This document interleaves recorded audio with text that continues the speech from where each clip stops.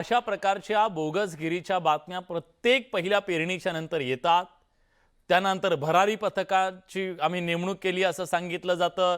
4-2 लोकांवरती गुन्हे दाखल झालेत असं सांगितलं जातं, पण कोण तुरुंगामध्ये सडताना आपण बघत नाही।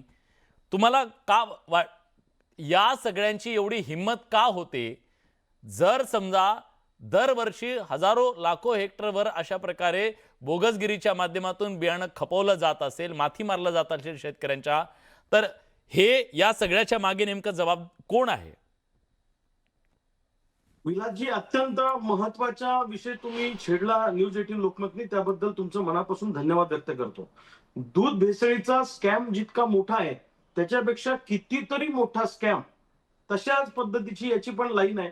प्रचंड मोठा स्कॅम हा बियाणे उत्पादक बोगस बियाणे कंपन्यांचा आहे। आणि असं आहे की कुंपणच जर शेत खात असेल तर न्याय मागायचा कुणाकडे, हा प्रश्न आहे। लक्षात घ्या, या बियाणे कंपन्या ज्या आहेत या कुणी पण लायसन घेतं आणि बाहेरच्या राज्यातलं बियाणं आणायचं, ते एका पाकिटमध्ये भरायचं, ब्रँड तयार करायचा आणि बोगस बियाणं विकायचं। आणि बोगस बियाणं विकायचं तर ते जे बोगस बियाणं विकणाऱ्या कंपन्या आहेत त्या नेत्यांच्या आशीर्वादाखाली काम करतात।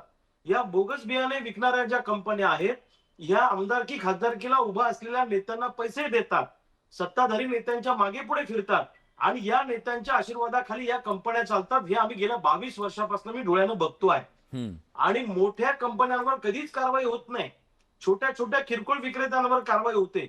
मोठे जे हजारो कोटींची उलाढाल असणाऱ्या बोगस कंपन्या आहेत यांच्यावर कारवाई होत नाही। मुख्यमंत्री महोदयांबरोबर परवाची आमची बैठक झाली विधान भवनामध्ये। माझी मिसेस वकील आहे, तिने हा मुद्दा मांडला की जो सीड ऍक्ट आहे 1966चा बियाणे बोगस बियाण्याच्या कायद्याचा, याच्यामध्ये शिक्षेची तरतूद फार कमी आहे।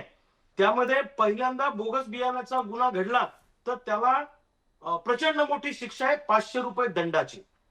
दुसऱ्यांदा जर गुन्हा घडला तर त्याला सजा आहे 1000 रुपये दंडाची। आणि केसेस मध्ये सजा होण्याचं प्रमाण अत्यंत कमी आहे। 420चं कलम या बोगस बियाणे कंपन्यांच्या विरोधात लावल्या जात नाही आणि याचा कायदा इतका तकलादू आहे। त्यामुळे मुख्यमंत्री महोदयांना आम्ही त्या दिवशी सांगितलं की हा कायदा बदला, हां. असा कायदा करा, याच्यासाठी फास्ट ट्रॅक कोर्टात ही प्रकरण चालले पाहिजे आणि बोगस बियाणं विकणाऱ्या कंपन्यांची धिंड काढली पाहिजे। काय होतं विलासजी, अतिशय खुलेपणाने सांगायचं झालं तर या बोगस बियाणे कंपन्या कृषी आयुक्तापासून, ज्याचा उल्लेख किशोर भाऊने केला, खालच्या तालुका कृषी अधिकाऱ्यापासून, जिल्हा कृषी अधिकाऱ्यापासून, आयुक्तापासून मंत्र्यांपर्यंत सगळ्यांपर्यंत हप्ते देतात। हजारो कोटींची उलाढाल होते। गुन्हा नियंत्रण कक्ष जो यांचा आहे कृषी विभागाचा, हां. जो तपासतो, हे धाडी टाकतात, यांचं तर धाड टाकली की हप्ता वाढून घेतात, लक्षात ठेवा। हां. आणि हे जे आज त्यांनी स्टेटमेंट दिलं ना, इतक्या कंपन्यांवर कारवाई केली, तितक्या कंपन्यांवर, काय नाही, सगळं भंपकपणा आहे हा सगळा। हे फक्त मीडियामध्ये हेडलाईन आहे, एवढंच, याच्या पर्यंत काय होणार नाही जोपर्यंत कायदा बदलला जाणार नाही। आज मी तुम्हाला सांगतो, या बोगस बियाण्याबरोबर पीजीआर नावाचा एक आयटम आहे।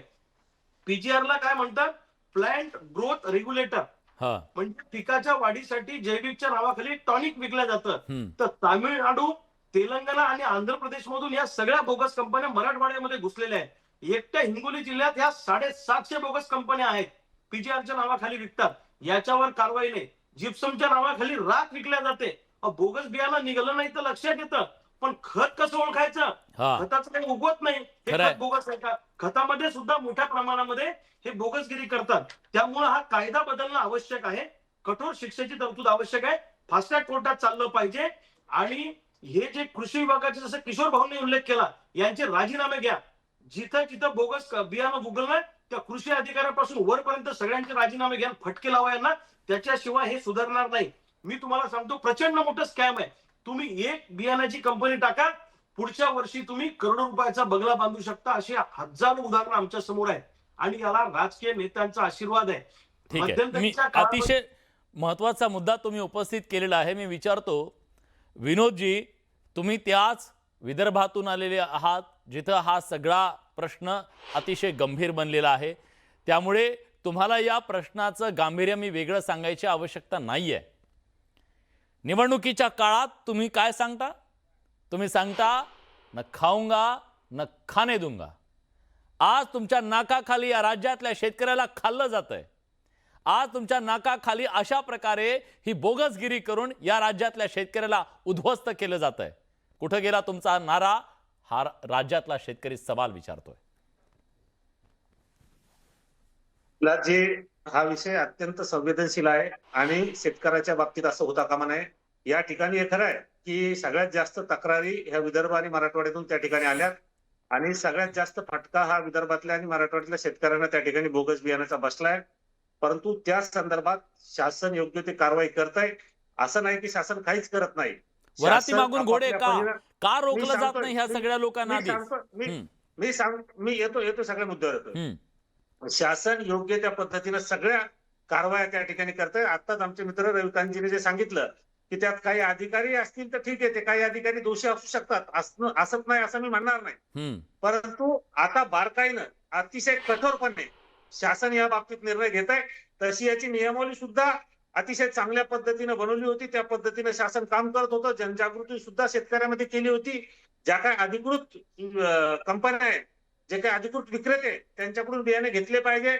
घेतलेल्या बियाण्याची पावती आपण ठेवली पाहिजे, जेणेकरून आपण कुठल्या कंपनीचं बियाणं वापरलं ते बोगस निघालं याची माहिती आपल्याला त्या ठिकाणी कळेल. त्या कंपनीवर आपल्याला कारवाई करता येईल. ह्या सगळ्या गोष्टी आपण पूर्वी शासन म्हणून त्या ठिकाणी सगळ्या केलेल्या आहेत. परंतु तरी सुद्धा ही एक नीच वृत्ती असते, ती बदलावी लागेल, ती ठोकून काढावी लागेल. हे आपल्याला मान्य आहे. कायद्याच्या चौकटीत राहून आपल्याला ठोकावी लागेल. आणि या ठिकाणी तशा पद्धतीनं शासन काम करत आहे. जे याच्यात कोणी अधिकारी दोषी आढळले तर निश्चितपणे त्या अधिकाऱ्यावर सुद्धा या ठिकाणी कारवाई होईल. तशा पद्धतीची कारवाई काही ठिकाणी झाली सुद्धा आणि पुढेही चालू आहे. आणि ज्या ज्या कंपन्या आहेत त्यांचे परवाने या ठिकाणी ताबडतोब रद्द केले जातील. काही कंपन्यांचे परवाने रद्दही केले, काहीवर गुन्हे दाखल झाले, त्यांना अटकही झाली. परंतु तरी सुद्धा आपण जे म्हणता हा विषय शेतकऱ्यांच्या जीवनाशी निगडीत आहे. अगोदरच पावसामुळे शेतकरी अडचणीत आला. तुम्ही काही बोलू नका. याच्यात अटक फिटक होत नाही. याच्यात बेलेबल सेक्शन आहे. याच्यात अटक होतच कुठे? अटक करायचा अधिकार कुठे आहे पोलिसांना? बेलेबल कशाला म्हणतात रविकांत? आपण दोघंही त्याच्यातच हे अहो, आपल्याला सगळ्या यांना आंदोलनाच्या बाबतीत अटकच आपल्याला माहिती करता आहे. येत नाही. बेलेबल कशाला तुम्ही म्हणतात? काही चुकीचं सांगू आपण नका. बेलेबल म्हणजे अहो ज्या याच्यात गुन्हा दाखल होतो, अटक होते, नंतर कोर्टातून त्याला ताबडतोब बेल मिळते. त्याला अहो, काय असेल? बेल मिळणार प्रत्येकाला मिळायचा अधिकार आहे. 7 वर्षापेक्षा कमी शिक्षेला असलेल्या गुन्ह्यामध्ये आरोपीला अटकच पण करता येत विनोदराव नाही. विनोदराव कायदा बदलायचं बोला ना. विनोदजी दरवर्षी तक्रारी जर समजा कायदा कठोर नसेल तर यांना धाक कसा राहील? ते म्हणतात कायद्यामध्ये बदल करा. हे तातडीनं गुन्हा दाखल करून काय होणार आहे? लगेच सुटून जात आहे ते सगळे. तुमच्या पद्धतीने ठीक आहे ना. तुम्ही काय आम्हाला शेतकऱ्याची काळजी आम्ही सांगतो. आम्ही काय निवड शासनात बसलो म्हणजे काय शेतकऱ्याची विरोधी असं नाही होऊ शकत. नाही वैयक्तिक घेऊ नका विनोदजी. विनोदजी विनोदजी एक रविभाऊ तुम्ही गैरसमज करून घेऊ नका. विनोदजी त्यांचा मुद्दा असा आहे. एकदम काही चोर ठरत नाही. नाही अजिबात नाही. तुम्ही तसं समजायचं कारण नाहीये. तुम्ही तसं समजायचं कारण नाहीये. विनोदजी मुद्दा हा कायद्यामध्ये बदल करा. या अशा प्रकारच्या बोगसगिरी करणाऱ्या माफियांवर खरंच निर्बंध आणायचे असते, या सगळ्यांना रोखायचं असेल तर कायद्यात बदल करा. कारण गुन्हे दाखल करून हे सुटतायत. सगळ्या गोष्टी माहिती आहे. आता काही गोष्टी होत का नाहीये? माहित आहे तर होत का नाहीये? रविभाऊ थांबा एक मिनिट मी विचारतो त्यांना. त्यांना त्यांचं मत मांडताना मी मधात बोललो नाही. रविभाऊ एक मिनिट थांबा. हा असं नाही चालणार. मी काय त्यांच्या मनात बोललो नाही. रविभाऊ एक मिनिट थांबा. मी विचारतो त्यांना. मी विचारतो रविभाऊ विचारतो. चुकीचं काय बोलतोय? सांगू आम्हाला भाषण देऊ नका. सरकार अरे भाषण काय देता? तुम्ही भाषण देताय. तुम्ही राजकीय बोलताय. आम्ही काय भाषण देतो? राजकीय नाही बोलत आहे. तेच सांगतोय. मला काय बोलायचंय तुम्ही सांगू नका. मी बोलतोय. ठीक आहे मी विचारतो रविभाऊ मी विचारतो त्यांना. सरकार म्हणून तुम्ही काय तुम्ही करणार नका सांगू. तुम्हाला जेवढी शेतकऱ्याची काळजी त्याच्यापेक्षा 100% मी दोघांनाही थांबवतो. रविभाऊ मी थांबवतो तुम्हाला. मी दोघांनाही थांबवतो.